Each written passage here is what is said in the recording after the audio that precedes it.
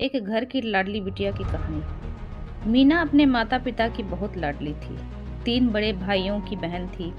कोई भी चीज मांगने पर उसी वक्त सामने हाजिर हो जाती। पूरे घर में रौब था उसका। पूरे परिवार और नौकरों पर राजकुमारी की तरह हुक्म चलाती थी मीना। स्कूल में भी पूरा रौब था उसका। बड़े घर की लाडी जो थी वह। ऐसे ही उसने कॉलेज में दाखिला लिया। उसके ठाट बाट, बड़ी गाड़ी में आना जाना, हर दिन नया फैशन देखकर हर कोई उससे दोस्ती करना चाहता था। थोड़े ही दिनों में उसके बहुत से दोस्त बन गए। पूरे कॉलेज में उसकी अपनी ही एक पहचान थी। इन दिनों उसके घर एक रिश्ता आया। खानदानी लोग थे और पापा की पुरानी जान पहचान थी उनके साथ। मीना के साथ कोई ज़बरदस्ती नहीं थी, पर मीना ने फिर भी हाँ कर दी, क्योंकि वह अपने परिवार से बहुत प्यार करती थी। वह जानती थी कि वह लोग उसका अच्छा ही सोचेंगे। लड़के का नाम राज था। राज काफ़ी पढ़ा लिखा और समझदार लड़का था। ससुराल वाले भी बहुत अच्छे थे। ससुराल में मीना की जगह वैसे ही थी जैसे कि मायके में। कोई भी कार्य मीना की सलाह के बिना नहीं होता था। सबकी लाडली बहू बन गई थी वह। फिर उसके घर एक बेटे का जन्म हुआ। राहुल मीना को जान से प्यारा था।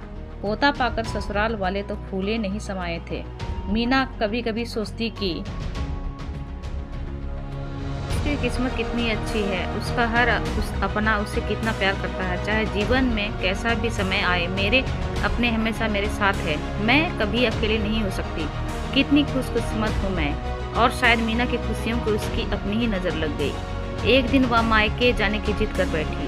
राज को बहुत काम था, लेकिन वह फिर भी उसे ले गया।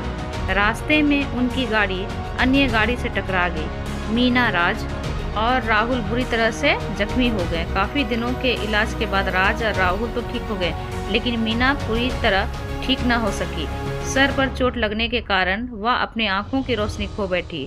अब मीना की किस्मत जैसे उल्टे पांव चलने लगी। मायके वाले कुछ दिनों तक उससे मिलने आते रहे, फिर कभी कभार फ़ोन ही करके पूछ लेते कि अब कैसी हो। धीरे धीरे ये सिलसिला भी कम हो गया। ससुराल वालों की सहानुभूति भी कम होने लगी। घर में किसी को पास बैठने के लिए कहती तो जवाब मिलता, बहुत काम है, अब तुम भी हाथ नहीं बटा सकती। राज भी चिचड़ा हो गया था। बस राहुल ही था उसके साथ, जिसके साथ हंसते खेलते उसका वक्त गुजरता।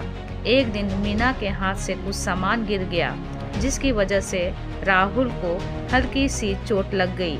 मीना के सास ससुर ने राहुल को उससे अलग कर दिया कि कहीं उसके न देखने की वजह से बच्चे का कोई नुकसान ना हो जाए। मीना अंदर से टूट चुकी थी।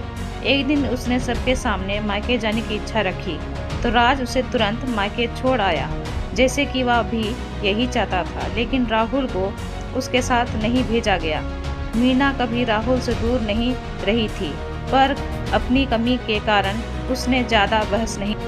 मीना को लगा कि वह 3-4 दिन वहाँ रहेगी तो थोड़ा हवा पानी बदल जाएगा, क्योंकि वह कितने दिनों से कहीं भी बाहर नहीं गई थी। घर वाले भी इतने दिनों बाद उसे देखकर कितने खुश होंगे। मीना के घर पहुँचने पर सब लोग बहुत खुश हुए। खाने में सब कुछ मीना की पसंद का खाना बना था। उसने अपने मम्मी पापा और भाई भाभीयों से दिल खोलकर बातें की।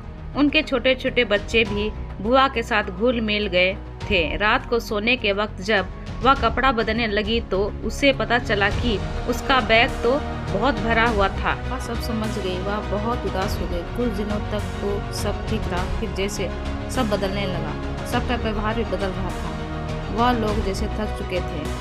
उसे सब लोग घुमा फिरा कर पूछने लगे कि राज कब आ रहा है उसे ले जाने। वह बहाना बना देती, जबकि वह जानती थी कि उस घर में अब उसके लिए कोई जगह नहीं। मीना से चलते वक्त कुछ ना कुछ नुकसान हो जाता।